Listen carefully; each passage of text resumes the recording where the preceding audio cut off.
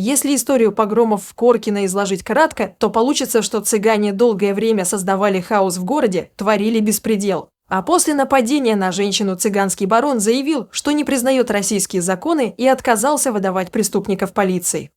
В результате жители взбунтовались. Хоть в этой ситуации есть множество деталей, русский бунт вспыхнул именно потому, что силовики, по мнению людей, подчинились требованиям некоего барона. Почему все это стало возможным, что сейчас происходит в Коркино, обо всем этом мы и расскажем в этом выпуске. Напомним, жертвой в челябинском Коркино стала 40-летняя женщина, таксист Елена Сарафанова. Местные уверены, что виноваты цыгане. Были опубликованы ориентировки на нескольких молодых людей из цыганского табора, поэтому даже полиция рассматривала их как подозреваемых. Однако, несмотря на наличие информации о подозреваемых, никто из цыган задержан не был. Позже выяснилось, что барон спрятал подозреваемых, заявив, что они будут судимы по законам табора. Это возмутило людей. Какие такие отдельные законы табора? Проблема как раз в том, что жители Коркино о таких законах наслышаны. Убийство стало последней каплей. Ранее жалобы на цыган поступали постоянно. Все это и было высказано на народном собрании. Но вместо того, чтобы навести порядок в городе, власти решили бороться с экстремизмом со стороны местных жителей. Государству пора прекратить поддерживать ролевые игры с разными цыганскими баронами и самопровозглашенными главами диаспор. Такой вопрос поднял депутат Госдумы Андрей Медведев, анализируя ситуацию в Коркино, где случился настоящий народный бунт. Политик выразил возмущение реакцией челябинских чиновников на смерть матери двоих несовершеннолетних детей Елены Сарафановой и последовавшие затем действия жителей Коркино. А случилось вот что. После народного схода в Челябинской области власти решили бороться с экстремизмом. Оказывается, проблема не в том, что цыганская диаспора ведет себя в регионе как местные царьки, виноваты во всем коркинцы, которые устали терпеть наглых и агрессивных соседей, возмущается депутат Медведев. О том, что в Коркино проведут заседание комиссии по противодействию экстремизму, подтвердила глава Коркинского муниципального округа Наталья Лощинина. Да еще и добавила, что обсуждать будут при участии всех руководителей федеральных структур. Понимаете, это вот всерьез про комиссию. Борьба с экстремизмом – это самое то, что нужно было в Коркино. Местные жители стали устраивать беспорядки, потому что что? Это их экстремисты подбили? Задается вопросами в телеграм-канале Медведев. Депутат не исключил, что цыганский барон пообещал местным властям порешать вопрос по своим, цыганским, а не российским законам. Вот чиновники и нашли выход. Причем выход увидели не в том, чтобы комиссию по безопасности собрать или обсудить работу по улучшению качества силовых структур, а назначить виновных экстремистов, злодеев.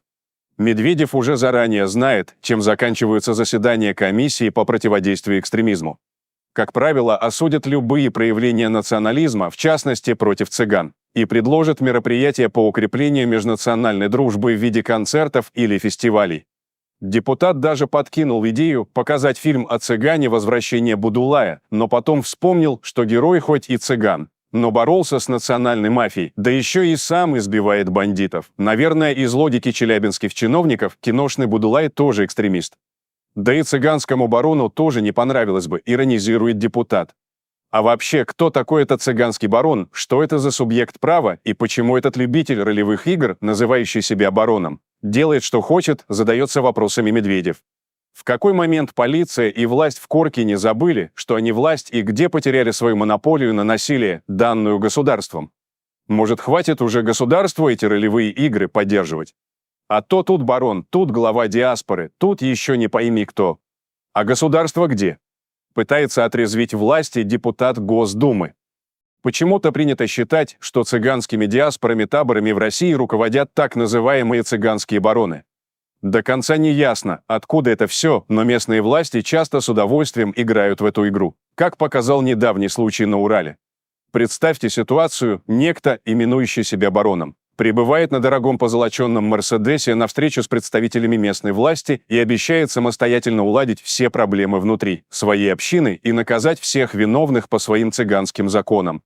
И это вполне устраивает представителей местных властей, но ровно до тех пор, пока они сверху не получат указания решать вопрос иначе. Стоит ситуации перейти в законодательное русло, а именно остановить лейтенанту ДПС золоченный «Мерседес» с красивыми номерами. и на законных основаниях потребовать у водителя золотыми зубами документы, то выяснится, что это простой гражданин РФ, ранее трижды судимый за разбой, мошенничество, хранение и сбыт наркотиков. В этот момент волшебный ореол баронства исчезает. И даже если вся местная община преклоняется перед этим гуру при обнаружении запрещенных веществ в автомобиле, его снова отправят в тюрьму. Выходит, закон превыше всех сомнительных баронских титулов, если следовать ему.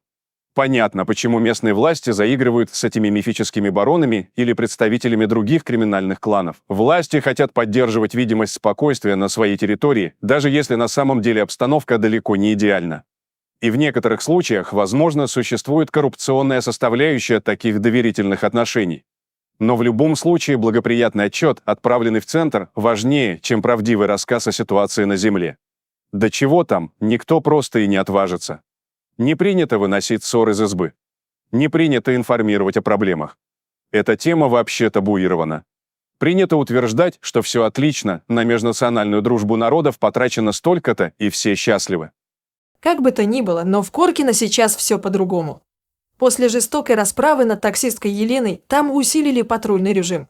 На улицах стало намного больше полицейских, а цыган практически не видно. Об этом журналистам рассказал местный житель Иван. По поводу цыган их, можно сказать, практически нет. Но пока что идут полные проверки по всем госучреждениям, администрация, ГАИ, МВД. Судя по всему, все цыгане поехали в сторону Троицка, сейчас там задержания идут, сообщил молодой человек. Иван отметил, что в его городе у цыган почему-то много привилегий. Они не работают, не служат, экзамены на права не сдают, хотя водительские удостоверения у них есть.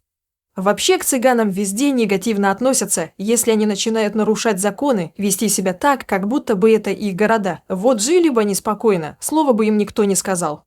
Они же живут как хотят, по своим законам, то есть закон Российской Федерации для них не писан, возмутился мужчина. Он добавил, что сейчас в Коркине стало намного спокойнее. С отъездом цыган даже исчезли огромные очереди в больницах, в магазинах, никто не галдит и не попрошайничает. Ранее местные жители рассказали журналистам, что цыгане давно не дают им спокойно жить и занимаются криминальными делами. Коркинцы настаивают, что предупреждали силовиков о нарастающем недовольстве, однако адекватной реакции не последовало. Криминалист Михаил Игнатов заявил, что не верит в то, что цыгане мирно жили с коркинцами. Цыгане начали стрелять в людей, у которых не было оружия, заметьте, у них ничего не было. Это хамство и оборзевшесть. Думаю, не просто так у власти к ним такое мягкое отношение. Скорее всего, тут имела место коррупционная составляющая. Что те же цыгане платили какую-то мзду местным властям, в том числе правоохранителям, поэтому к ним такое и было лайтовое отношение, высказал предположение Игнатов. Он также подчеркнул. Они живут в основном за счет криминала, наркотики продают в своих селениях, это рекой льется. Наркобизнес, воровство, вымогательство. Под угрозой физической расправы вымогают деньги у коммерсантов, бизнесменов, типа «сожжем твое имущество и твой бизнес». Короче говоря, людям, конечно, с такими соседями жить очень некомфортно. Некомфортно и боязно, констатировал криминалист Михаил Игнатов. Тем временем рейды по цыганским общинам проводят и в других регионах России. После нападения на сотрудников ДПС масштабный рейд был проведен в поселке Верхние Осельки в Ленобласти. Задержали более 50 человек. Обнаружено почти сотня незаконно возведенных построек. Во время рейда многим цыганам вручили повестки в военкомат, но никто из них так и не явился. Что думаете насчет всего этого, уважаемые зрители? Делитесь своими мыслями в комментариях и не забудьте подписаться на наш канал, если вы этого все еще не сделали. Всем добра, всем пока!